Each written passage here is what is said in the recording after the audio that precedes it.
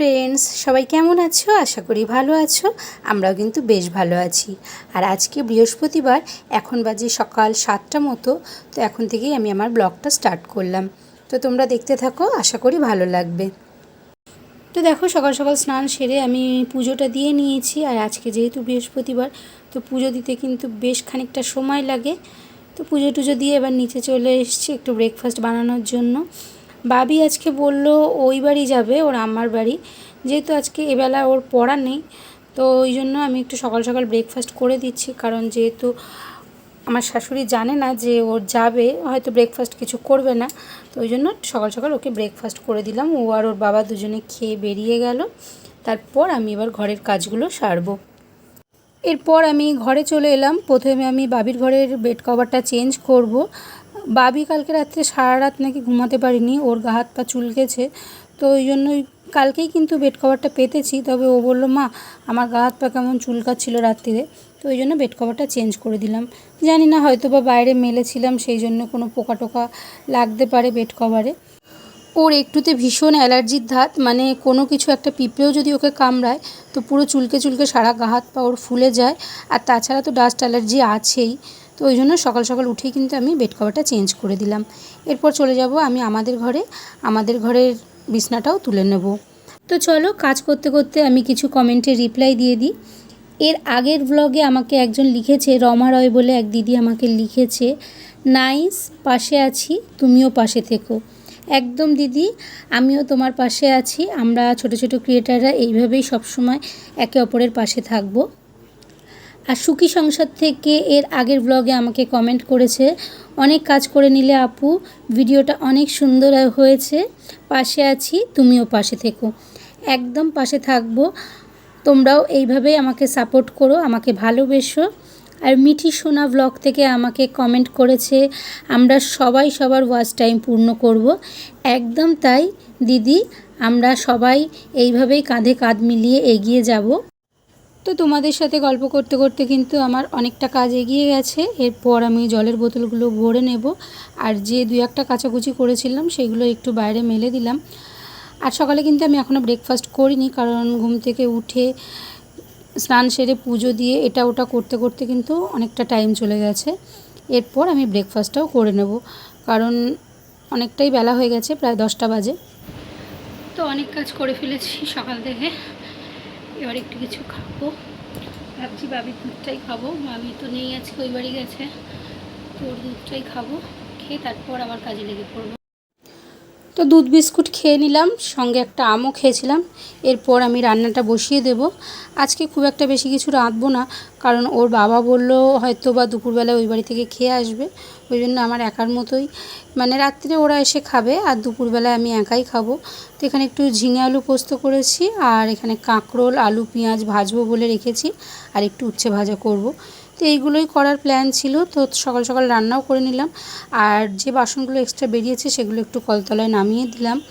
আর কলতলায় এলেই কিন্তু একটু চোখে মুখে জল দিয়ে নিই, কারণ বাইরেটা দেখতে পাচ্ছ কী রোদ্দুর, মানে রোদ্দুরে একদম জীবন শেষ হয়ে যাচ্ছে। বলছে তো বৃষ্টি আসবে, জানি না কবে আসবে বৃষ্টি। এরপর ওর বাবা নিয়ে এসেছিলো গ্লসারির জিনিসপত্র, তো সেগুলো একটু গুছিয়ে তুলবো আর কি।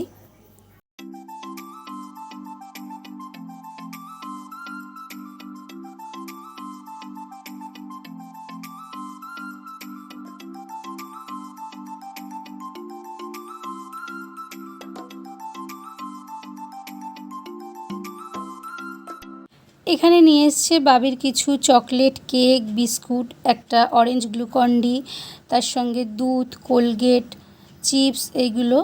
আর যেহেতু খুব গরম তো দুটো কোল্ড ড্রিঙ্কসও নিয়ে এসছে।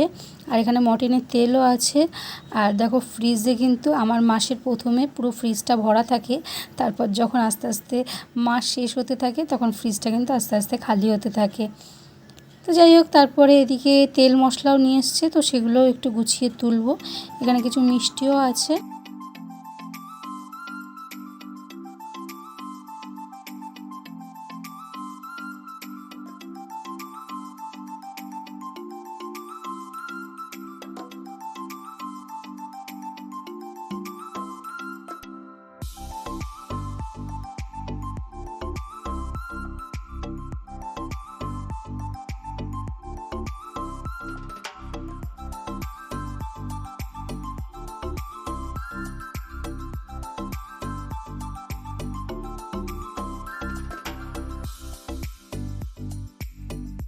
এখানে আছে তেল, ডাল, একটু পাঁপড়, ছাতু।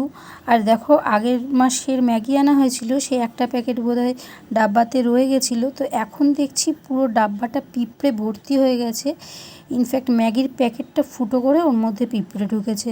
আর কিছু ডালও ছিল, বিউলির ডাল, তো সেটাও দেখছি কেমন বাস্টে পড়ে গেছে। এগুলো একটু রোদ্দুরে দিতে হবে। এদিকে ওর বাবাও কিন্তু বাড়ি চলে এসছে। দুপুরে বলেছিল ওই বাড়ি খাবে, কিন্তু দেখলাম বাড়ি চলে এসছে। আর কি কাণ্ড করেছে জানো, দাঁড়াও তোমাদেরকে দেখাচ্ছি। আর ছিল একটা হালকাতা, তো হালকাতার মিষ্টিও নিয়ে এসছে, আর সেগুলো একটু ফ্রিজে তুলে রাখবো। আর এখন বেলা 12টার সময় নিয়ে এসছে এক গাদা মাছ। ভাবো কেমন লাগে। তো যদিও বা কেটেই নিয়ে এসছে, না কেটে আনলে আমি ওকে দিয়েই কাটাতাম, তো সেই ভয়তে কেটে নিয়ে এসছে। আর দেখো এখন এই মাছ রান্না করতে হবে, 3 পিস রান্না করব, বাদবাকিটা রেখে দেবো ফ্রিজে। তো সারাদিন অনেক পরিশ্রমের পরে এক দুপুরবেলায় কিন্তু খেয়ে দিয়ে একটা লম্বা ঘুম দিয়েছিলাম গাটা ধুয়ে। তো তারপর চলে আসছি সোজা বিকেলে। আর দেখো বিকেলবেলা এখানে এতটা জামা কাপড় ডাই হয়েছিল কাঁচা, তো সেগুলো আর পাট করাই হচ্ছিল না। এরপর সেই জামা কাপড়গুলো একটু পাট করে নেব। দুপুরবেলা ঘুমটা কিন্তু একটু বেশ ভালোই হয়েছে, ওই জন্য শরীরটা একটু ফ্রেশ লাগছে। তো দেখো জামা কাপড়গুলো আমার পাট করা হয়ে গেছে। এরপর চলো তোমাদেরকে দেখাচ্ছি আর একটা জিনিস, সেটা হলো বাবির পুতুল ঘর। বাবি কিন্তু এখন ক্লাস 9-এ পড়ে, ও কিন্তু এখনও পুতুল খেলে জানো। আর এই যে সিঁড়ির ওপরের জায়গাটা যেখানটা আছে, সেখানটায় ওর পুতুলগুলো এইভাবে সাজিয়ে রেখেছে। ছোটোবেলায় নাকি আমিও পুতুল খেলতে ভীষণ ভালোবাসতাম, মানে তখন তো আর এত কেনা পুতুল ছিল না। আমার দাদাই, দিয়া এরা নাকি মাটির পুতুল বানিয়ে দিত, আর আমরা সেই সব পুতুল নিয়ে খেলতাম। আমাদের ছোটোবেলাগুলো ভীষণ ভালো কেটেছে। তো এখনকার বাচ্চারা তো সেই সব খেলার আর সময়ই পায় না, যতক্ষণ থাকবে পড়া, টিভি, ফোন এগুলো নিয়েই থাকে। তবুও ভাবি মাঝে মাঝে একটু পুতুল খেলে। তো এই ছিল সারাদিনের কাজ। এরপর সন্ধে দেবো, দিয়ে চা খেয়ে নেব।